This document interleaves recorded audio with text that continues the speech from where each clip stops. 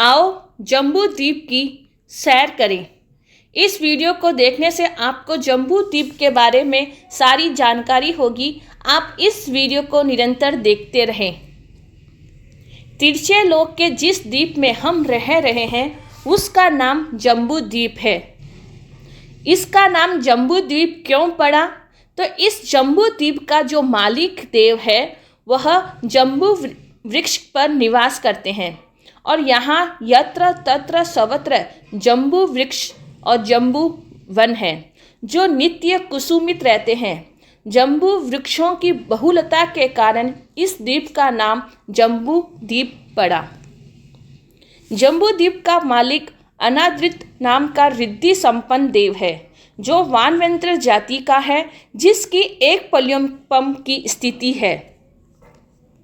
जम्बू द्वीप की परिधि यानी घेराव, चारों तरफ से उसका घेराव जम्बू द्वीप का कितना है तो 3,16,227 योजन, 3 कोस 128 धनुष, 13.5 अंगुल जाजेरी यानी कुछ ज़्यादा है। ये पूरे जम्बू द्वीप के घेराव की गहराई का नाप है।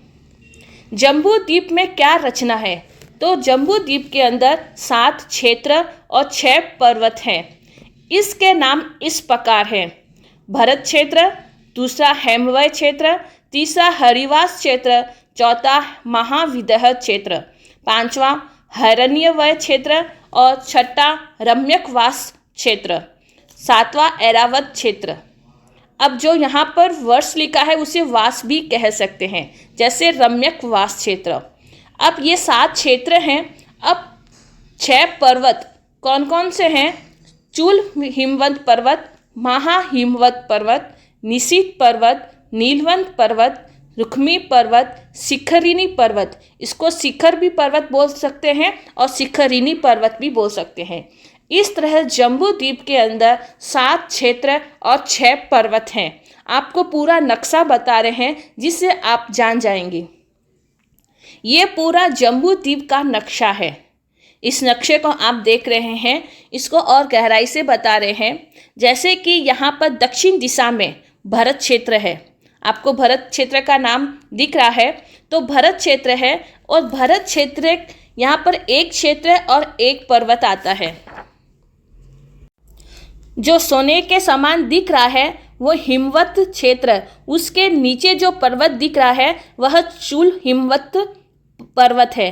तो भरत क्षेत्र, फिर चूल हिमवत पर्वत, फिर वापस हिमवत क्षेत्र। इस तरह से यहाँ पर क्षेत्र के बाद वापस ऊपर देखेंगे तो महाहिमवत पर्वत, फिर उसके ऊपर हरिवास क्षेत्र। इस तरह एक क्षेत्र एक पर्वत, एक क्षेत्र और एक पर्वत। फिर हरिवास क्षेत्र के बाद यहाँ पर जो पर्वत नजर आ रहा है तो वो है निशीत पर्वत। अब और आगे देखें, निशीत पर्वत के बाद आता है महाविदह क्षेत्र और महाविदह क्षेत्र के उत्तर की तरफ जाएंगे तो आप और गहराई से देख रहे हैं कि नीचे यानी उत्तर दिशा की ओर ऐरावत क्षेत्र है और यहाँ पर महाविदह क्षेत्र जो है वो नीलवंत पर्वत, फिर नीलवंत पर्वत के बाद आ जाता है रम्यकवास क्षेत्र। रम्यकवास क्षेत्र के बाद आता है कि वापस पर्वत आएगा और पर्वत आएगा फिर शिखरी पर्वत, फिर शिखरी के बाद वापस क्षेत्र और फिर वापस ऐरावत। इस तरह से हेमवय क्षेत्र, रम्यकवास और तो रुक्मिणी पर्वत, रुक्मिणी के बाद हैरण्य पर्वत क्षेत्र, हैरण्य के बाद आता है शिखरी पर्वत। इस तरह से फिर आता है ऐरावत क्षेत्र।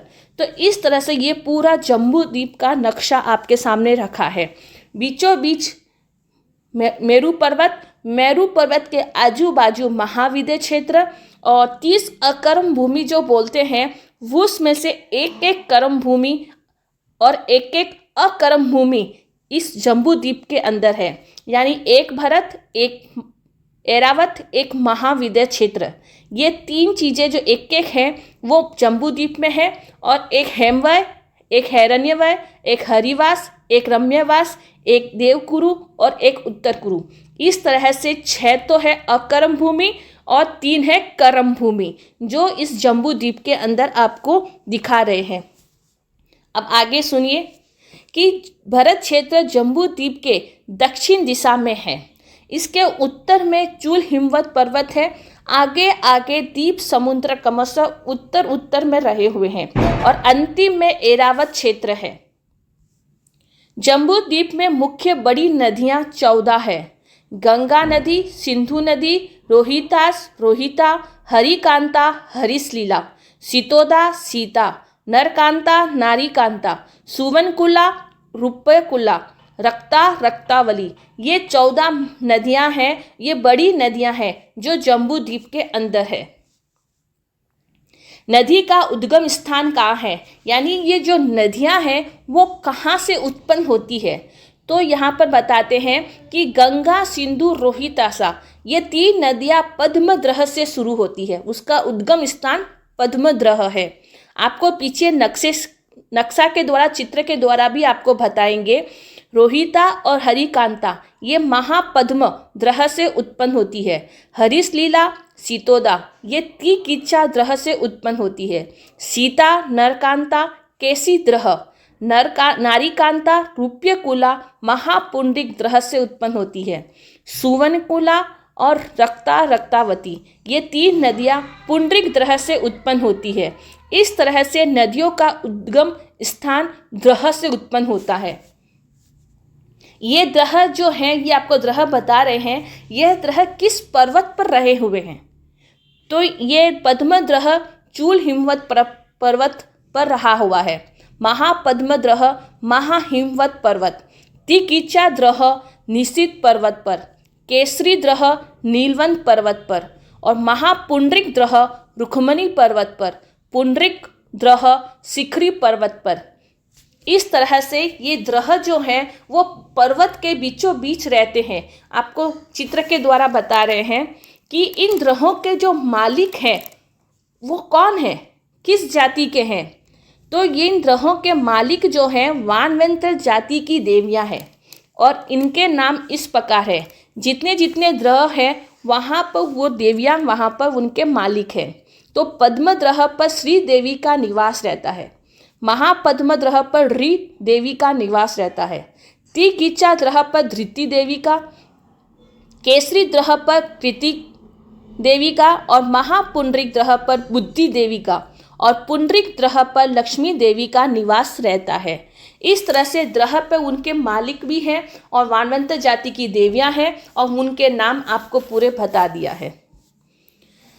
अब ये 14 महानदियां हैं जो किस किस क्षेत्र में बहती है, तो गंगा सिंधु ये भरत क्षेत्र में बहती है, रक्ता रक्तावती एरावत क्षेत्र में, रोहितासा रोहिता हेमवत क्षेत्र में, सुवनकुला रुपयकुला हैरण्यवत क्षेत्र में, हरिकांता हरिसलीला हरिवास क्षेत्र में, नरकांता नारीकांता रम्यवास क्षेत्र में और सीता और सितोदा ये महाविद्य क्षेत्र में बहती है।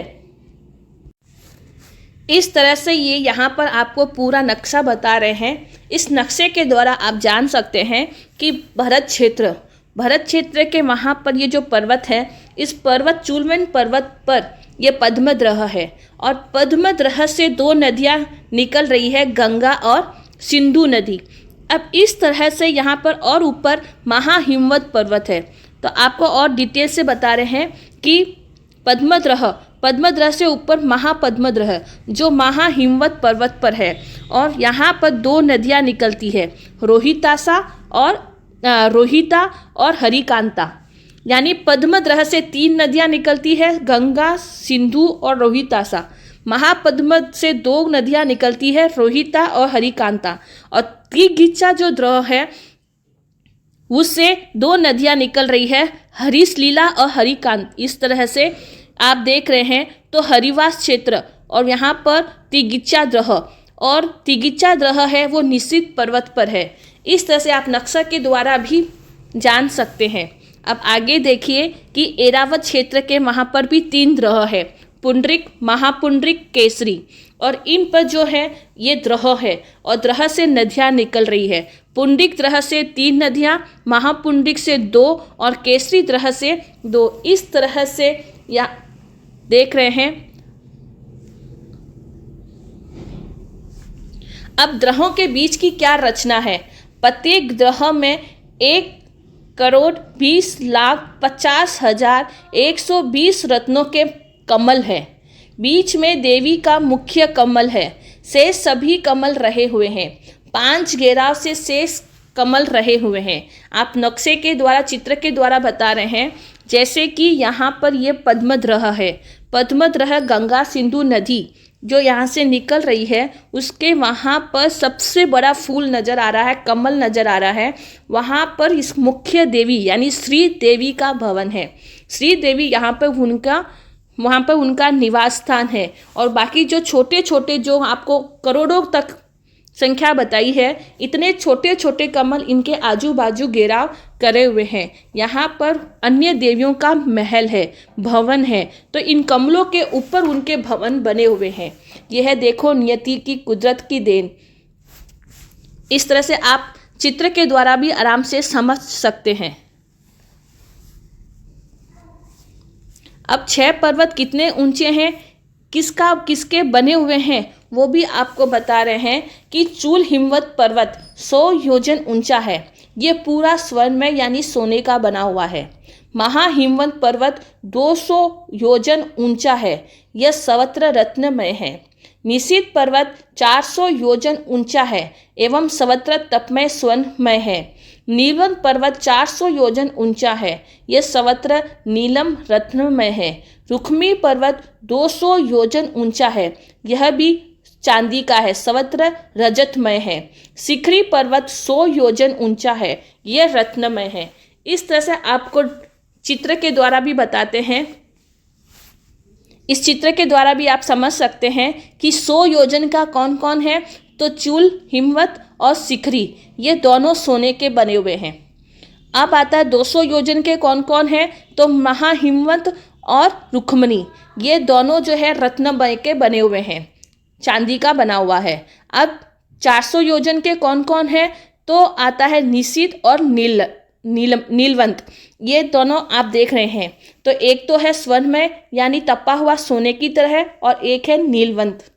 इस तरह से ये पर्वत जो दिखाए, 6 पर्वत जो बताए हैं, ये सारे सोने, चांदी, रत्नमय के बने हुए हैं। जो मिट्टी, कंकर, ये सब चीज़ें हैं, वो भरत यहाँ पर ही नज़र आती है। बाकी भरत क्षेत्र के बाहर देखें तो यहाँ पर सारी चीज़ें सोने चांदी की ही यहाँ पर वर्णन भगवान ने फरमाया है। तो अब आगे देखिए कि हेमवय हिरण्मय क्षेत्र के मनुष्य की उम्र जो होती है, जो यहाँ पर 6 अकर्म भूमि है, जो हरिवास, सम्यकवास आप नाम सुन रहे हैं, वो सारी अकर्म भूमि है। ये हमारी तरह कर्म नहीं करते, असी मसी कृषि नहीं करते हैं। इनकी उम्र और इनकी लंबाई बता रहे हैं। हेमवय हिरण्मय क्षेत्र के मनुष्य की उम्र 1 पल्योपम और इनकी ऊंचाई है 1 गांव की। हरिवास रम्यकवास मनुष्य की उम्र 2 पल्योपम की और इनकी ऊंचाई अहोगना है 2 गांव की।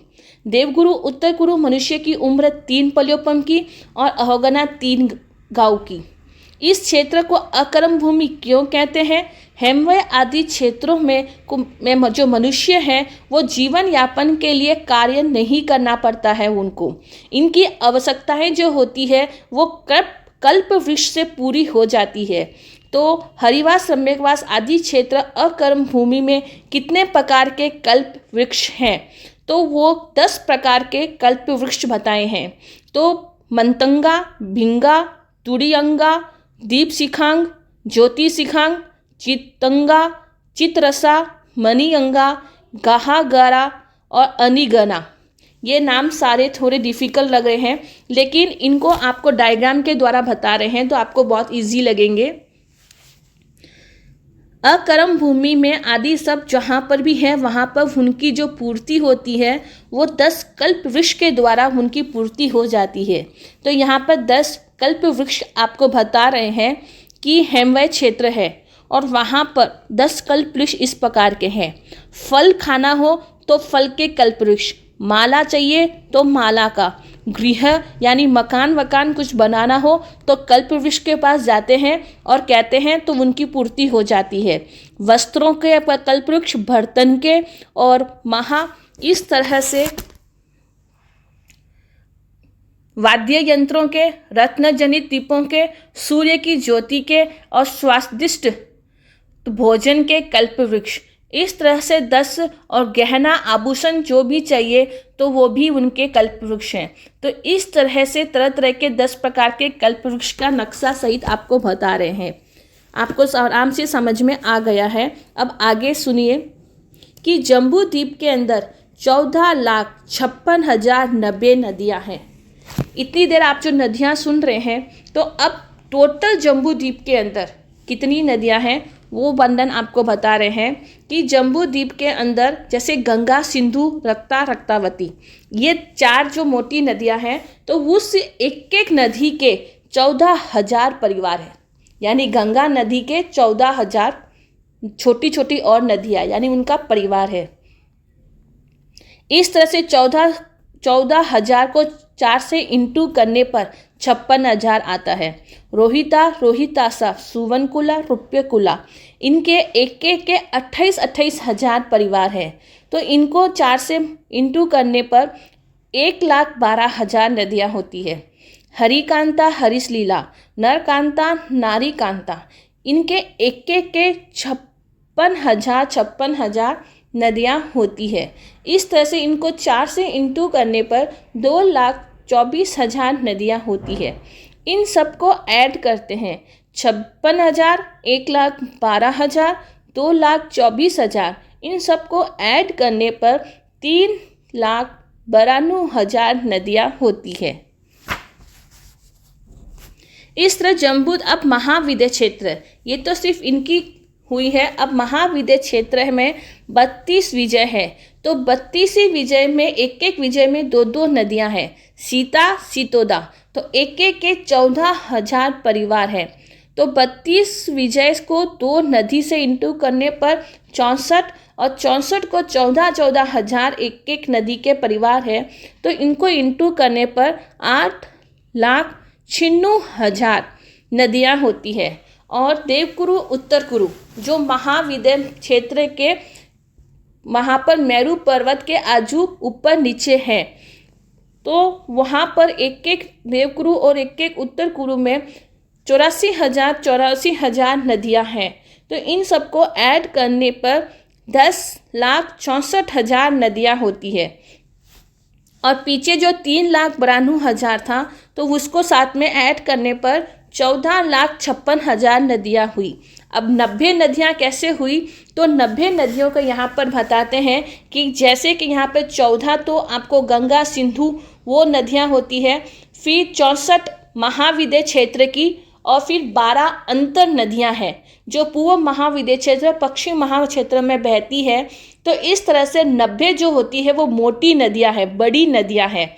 इस तरह से जम्बू द्वीप के अंदर 14,56,090 नदियाँ हैं। तो ये सारी नदियाँ लवण समुद्र के अंदर समा जाती है। इस तरह से जम्बू द्वीप के बारे में आपको बताया है, जम्बू द्वीप की सैर करवाई है, जो जानकारी थी वो आपको बता दी। आपको पसंद आए तो ज़रूर उसको लाइक और सब्सक्राइब करें, ज़्यादा से ज़्यादा फॉरवर्ड करें, और भगवान के विरुद्ध कुछ कहा हो तो तस्मिच्छामि दुक्कडम। जय जिनेंद्र।